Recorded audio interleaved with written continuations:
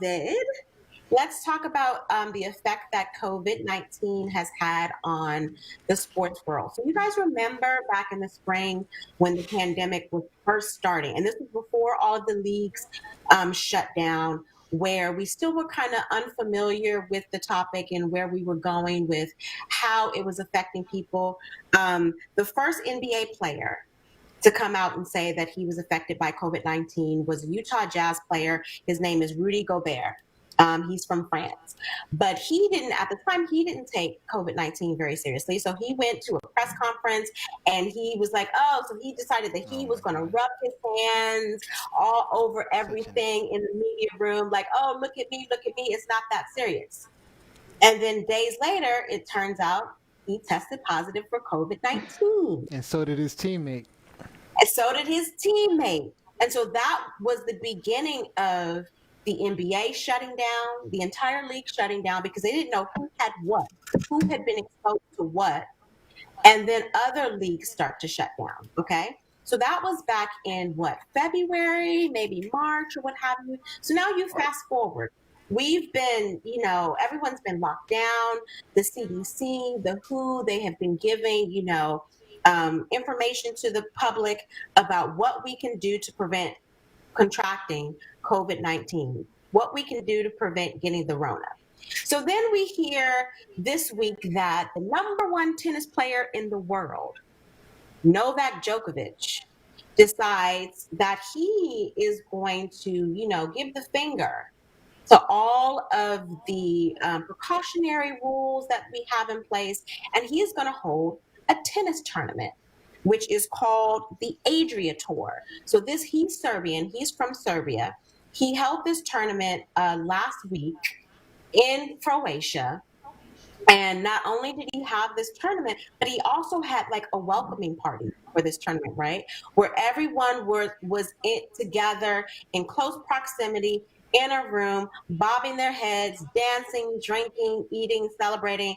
No one had on a mask. Right. About a couple of days later, another top tennis player, Grigor Dimitrov, announced that he had tested positive for COVID-19. Not only did he test positive, but the guy he played against in the tournament tested positive. Then two coaches came out and said that they tested positive. Then another player came out and said they tested positive. Then the number one tennis player in the world had to come out and admit that he too tested positive. Not only him, but his wife. In Wow. addition to that, a Serbian basketball player for the Denver Nuggets, come to find out, he tested positive. So now we have another situation where people are not paying attention. People are being very reckless. And let me just also add on to this story. Not only, did the number one male tennis player in the world host this tennis tournament, but he initially didn't believe in that COVID was that serious. Okay. He's also an anti-vaxxer. He also said, because the U.S. Open tennis tournament in New York City, right now, they are still scheduled to have the tournament, but with a lot of restrictions, right? So Novak Djokovic, the number one tennis player in the world, said, well, I don't believe in all of these restrictions. I don't want to be tested. I don't want to have to be forced to wear a mask. So if the U.S. Open is still going forward with all of these restrictions, I won't show up. Hmm. All right. So what's the So question? my question to you all is, what do you think about players like him and others who are just like, I'm going to, turn my noses up at the establishment, at medical officials who are trying to flatten the curve, and I'm going to do my own thing. Yeah. I Uh, was I was pissed when Rudy Gobert did what he did. I mean, because even if he had the flu, even if he had the flu or a cold or whatever it was, that's nasty. I mean, why would you if you're sick, why would you be touching all over the microphones to get other people sick, regardless of if it's COVID,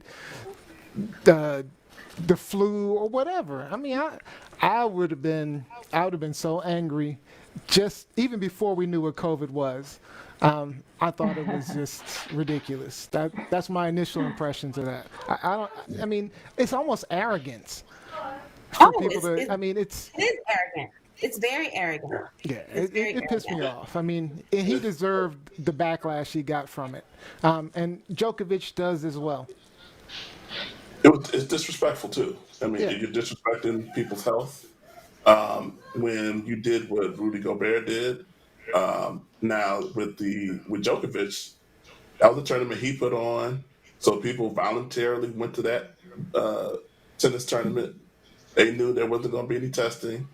Uh, I heard that on Twitter they had pictures of him and Dimitrov playing basketball together. Within close proximity, physical contact with each other. You get what you get. I mean, I don't. I definitely don't feel sorry for Djokovic.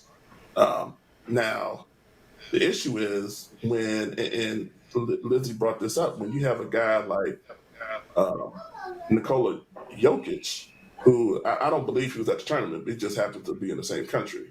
He went to the Uh, party. He he wasn't. did go I to the don't think party. he went to the party. Yeah, and he Oh, actually he's still in Serbia or he's still in Croatia. Like Mm. he hasn't come back he's because isolating for a week. he's in quarantine. Mm. Yeah. Yeah, I mean, you got these guys who, maybe they have their issues with the health restrictions, but they want the money, so they're going to play. So who knows what they're doing in their respective hometowns or countries? Then they reportedly go to the bubble, which is in a hot spot in Florida with cases spiking in itself. This is going to be a problem. I hope nobody dies. Honestly, you know, Well, and this it's one of the reasons why he's still in Serbia is because again he has tested positive, so he needs to self quarantine. But also his next step was supposed to be to go to Orlando for the start of the NBA season again, for the restart of the NBA season. And now that's on hold. That's put to the side because you have this player who's sick. And that just puts into jeopardy and it questions, okay, well, what are these other players that, what have they been doing? You look at Clemson University, 23 Clemson football players so far showed up on campus within the last 2 weeks and have tested positive for COVID 19. 28 Clemson athletes overall, but 23 Clemson football players alone. Like, I don't know what people are not getting. We're not ready. Like, we have not fully recovered from this. No, we haven't gotten to phase two yet because we're still in phase one. We've seen a resurgence of phase one. And no one is paying attention and no one is looking out for the best interest of these players. We The coaches and the organizations are thinking about money. They're not thinking about the health aspects of what this is going to look like. Z, you got Um, 15 seconds if you want to jump in. so No, I yeah, just think so that I put it out there that this is far from over. This is far from over in terms of who is positive and the effects that it could have on us. All right, Z, if you have any comments. no, it's just the epitome of selfishness. We're never going to get back to any kind of semblance of normal if we can't abide by the rules right now, and that's just wear your mask, socially distance. That's it.